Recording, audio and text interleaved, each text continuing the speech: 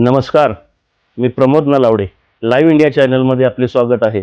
आज आपण पाहणार आहोत आजच्या चालू घडामोडी.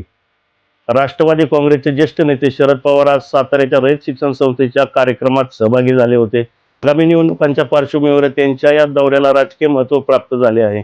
एल निनोच्या संकटामुळे यंदा पाऊस लांबणीवर जाण्याची शक्यता आहे. या पार्श्वभूमीवर मुख्यमंत्री देवेंद्र फडणवीस यांनी जलसंधारण विभागाची तातडीची बैठक घेतली. जलयुक्त शिवार आणि इतर जलसंधारणाची कामे युद्धपातळीवर पूर्ण करण्याचे निर्देश त्यांनी दिले आहेत. येत्या 13 मे रोजी विधान परिषदेच्या 9 सदस्यांचा कार्यकाल संपत आहे. यामध्ये महायुती आणि महाविकास आघाडीच्या जागा वाटपावरून रस्सीखेच सुरू आहे. पश्चिम बंगालमध्ये मोठ्या राजकीय उलथापालथीनंतर सुवेंदू अधिकारी यांनी आज मुख्यमंत्री पदाची शपथ घेतली.